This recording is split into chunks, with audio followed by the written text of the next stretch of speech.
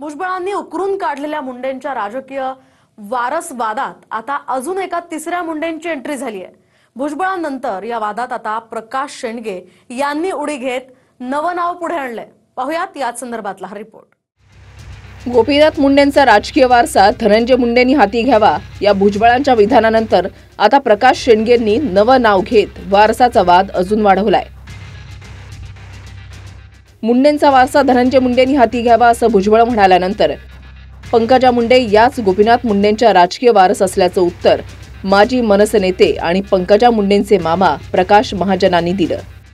त्यानंतर आता मुंडेंचा राजकीय वारसा टीपी मुंडे चालवत असल्याचा दावा प्रकाश शेंडगेंनी केलाय।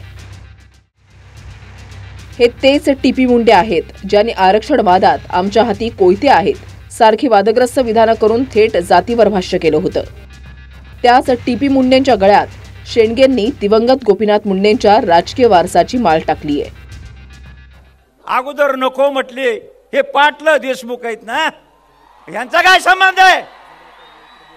म्हणून महाराष्ट्रातला तमाम वंजारा समाज हा कोयत्या घेऊन उभा आहे।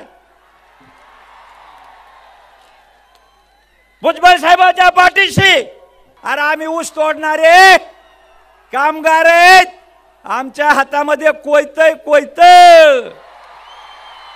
साहेब आणि शेंडगे साहेब आता निर्णय घेऊया।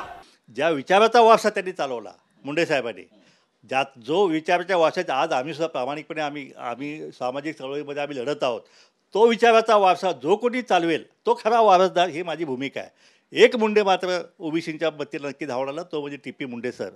आणि टीपी मुंडेंनी गेले वर्षभर मुंडे साहेबांचा वारसा जो आहे, विचाराचा वारसा जो आहे, या गरीब समाजाच्या मागे ठामपणे ताकदीने उभा राहायचा वारसा जो आहे तो त्यांनी चालवला। भुजबळांच्या विधानावर अद्याप दोन्ही मुंडे बंधू भगिनींनी प्रतिक्रिया दिलेली नाही।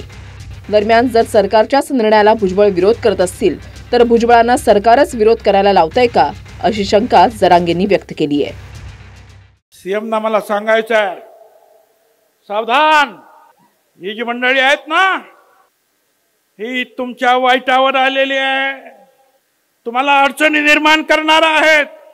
त्यांचं टार्गेट ओबीसी नाहीये, त्यांचं टार्गेट देवेंद्र फडणवीस आहे, लक्षात ठेवा। आणि परत म्हणतात देवेंद्र फडणवीसला काढा, तुमचं राजकारण आहे।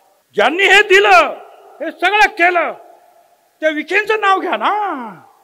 पण काय 60% आम्ही, 50% आम्ही, 5 कोटी मुंबईत आणणार। अरे 5 कोटी आणली की 10-15 हजार माणसं आणली आणि सरकारने जरा नरमाईनं घेतलं म्हणून तुमची दादागिरी झाली। एक रात्र थांबायला पाहिजे होतं, एक रात्र।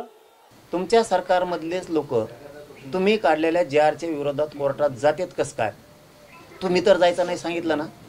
मराठवाड्यातल्या मराठ्यांच्या लेकरांचं कल्याण करायचं जे फडणवीस साहेब तुम्ही ठरवलंय, मग तुमच्या सरकारमधला एक माणूस हायकोर्टात मुंबईच्या आणि दिल्लीच्या सुप्रीम कोर्टात जातो कसा? हो खूप मोठा मराठ्यांना आम्हाला प्रश्न पडलेला। तुम्ही जर नुसते डोळे जरी वटारले तरी सगळे मंत्री टपाटपा जागेवर बसतील। मग तुम्ही तर नाही ना करायला लावलंय, म्हणजे द्यायचं एकीकडून आणि घालवायचं पण तुम्हीच। तुम्ही आणि गृह मंत्रालयानं महाराष्ट्राच्या त्याची जामीन रद्द करावी। जामीनवर तो बाहेर आहे, इथं जाती भेद तयार करतोय, जाती जाती तो दंगली घडवील। मंत्रिमंडळात जाती जाती तेढ निर्माण करून दंगली घडवणारा माणूस मंत्रिमंडळात नसायला पाहिजे। Bureau report, TV9 Marathi.